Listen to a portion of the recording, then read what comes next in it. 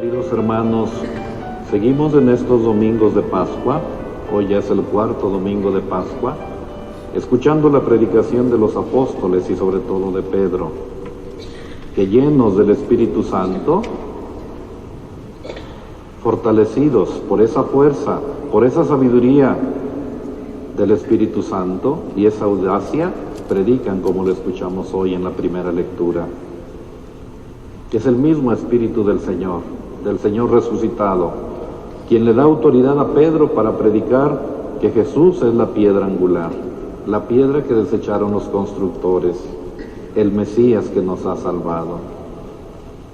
Y por eso Pedro nos narra, el autor del libro de los Hechos, lleno del Espíritu Santo, se dirige a los jefes del pueblo y a los ancianos y les dice: puesto que hoy se nos interroga acerca del beneficio hecho a un hombre enfermo para saber cómo fue curado, sépanlo ustedes y sépalo todo el pueblo de Israel. Este hombre ha quedado sano en el nombre de Jesús de Nazaret, a quien ustedes crucificaron y a quien Dios resucitó de entre los muertos. Los apóstoles realizan también algunas señales milagrosas como Jesús, pero no por su propio poder, sino por el poder de Jesucristo. Los apóstoles lo hacen siempre en el nombre de Jesucristo. Y ese Jesús, les predica Pedro, ese Jesús es la piedra que ustedes los constructores han desechado y que ahora es la piedra angular.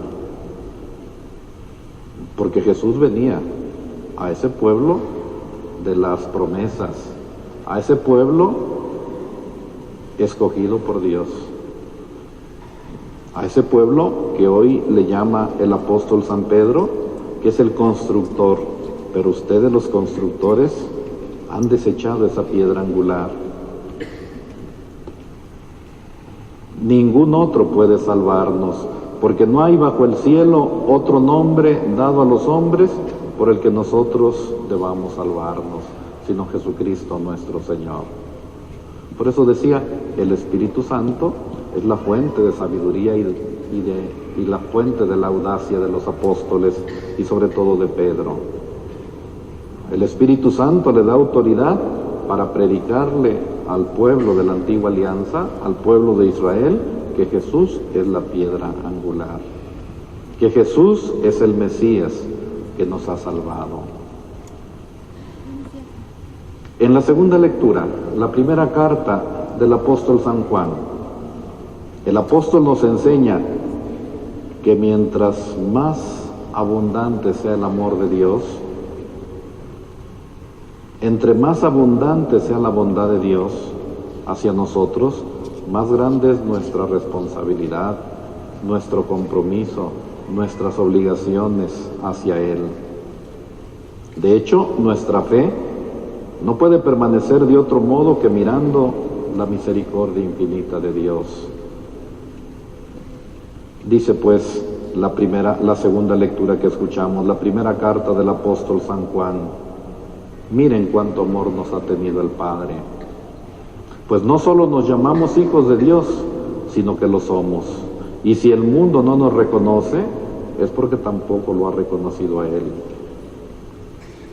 Hermanos míos, dice el apóstol San Juan, ahora somos hijos de Dios, pero aún no se ha manifestado cómo seremos al fin. Nos enseña pues San Juan que mientras más abundante es la bondad de Dios, el amor de Dios hacia nosotros, más grandes son nuestras obligaciones a Él. Nuestro amor tiene que corresponder al amor de Dios. Si Él nos amó tanto, nosotros lo menos que podemos hacer es corresponder a ese amor.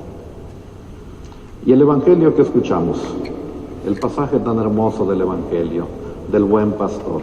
Yo soy el buen pastor. El buen pastor da la vida por sus ovejas. El asalariado, el que no es el pastor ni el dueño de las ovejas, ese cuando ve venir al lobo, abandona las ovejas y huye. Y el lobo se arroja sobre ellas y las dispersa, porque no le importan las ovejas. Pero yo soy el buen pastor. Conozco a mis ovejas, ellas me conocen a mí, Como el Padre me conoce a mí, yo también conozco a mi Padre, y yo doy la vida por mis ovejas. Tengo además otras ovejas que no son de este redil, y es necesario que las traiga también a ellas, y escucharán mi voz, y habrá un solo rebaño y un solo pastor. Todos sabemos lo importante que es tener a alguien que se ocupe de nosotros, que nos cuide. Por eso el Evangelio de hoy nos presenta esta imagen tan hermosa de Jesús, buen pastor, el pastor que da la vida por sus ovejas, el Mesías que cumple su tarea con delicadeza y amor. En todo el capítulo 10 de suyo, del Evangelio de Juan, se nos habla de esta figura tan hermosa de Jesús como buen pastor. Pero analicemos un poquito, reflexionemos un poquito sobre cuáles son las características que hacen a un pastor ser buen pastor. Y pensemos también cuál sería, según las palabras del Evangelio, la respuesta o el comportamiento de las ovejas con el buen pastor. El buen pastor, como lo escuchamos en el Evangelio, entra por la puerta del corral, no por otra parte, entra por la puerta del corral de las ovejas. El ladrón entra por la ventana, el ladrón entra a destruir, a robar. El buen pastor entra por la puerta del corral.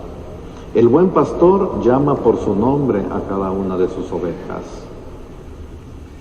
Camina frente a ellas y éstas lo siguen porque conocen su voz.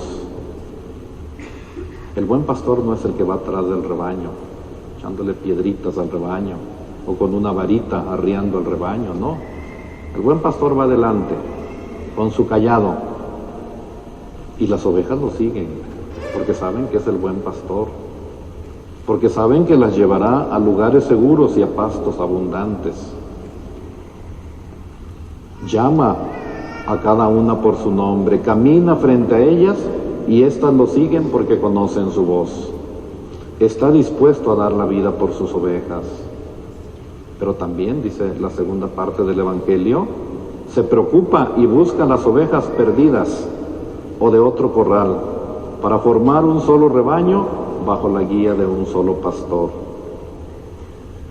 El buen pastor protege, abraza y no permite que sus ovejas sean arrancadas de su mano. Pero ¿cuál tendría que ser la actitud de las ovejas ante la actitud de este buen pastor? Tener el oído bien abierto, escuchar con atención la voz de su pastor, ser fieles a su pastor, no hacer caso a los ladrones o a voces desconocidas, conocer bien a su pastor y por lo tanto estar íntimamente unidas a él, seguir a su pastor con fe y confianza. Ese sería, como decimos ahora, el perfil del buen pastor y de las ovejas que deben seguir fielmente al buen pastor. Por eso, queridos hermanos, no tengamos miedo. En Jesús tenemos un buen pastor y nosotros, las ovejas, ya sabemos qué hacer. No podemos menos que agradecerle a Dios nuestro Señor en nuestra Santa Misa Dominical que nos conceda ser dignos de pertenecer a tan gran rebaño y ser dignos de tener a tan gran pastor, Jesús resucitado. Pues con motivo de esta cuarta dominica de Pascua, dominica del Buen Pastor, por el pasaje tan hermoso del Evangelio que escuchamos, hoy el Santo Padre Francisco ha dirigido un mensaje a todo el mundo para celebrar esta jornada mundial de oración por las vocaciones. Y el tema de su mensaje es el Éxodo, experiencia fundamental de la vocación. Y se ha dirigido a los jóvenes y les ha dicho: queridos jóvenes, no tengan miedo de salir de sí mismos, de ponerse en camino. El Evangelio es la palabra que libera, que transforma, que hace más bella nuestra vida. Qué hermoso es dejarse sorprender por la llamada de Dios. Qué hermoso es acoger su palabra, encauzar los pasos de su vida o de nuestra vida tras las huellas de Jesús, en la adoración al misterio divino y en la entrega generosa a los demás. Su vida, les ha dicho el Papa a los jóvenes, su vida será más rica y más alegre cada día si siguen con generosidad a Jesús.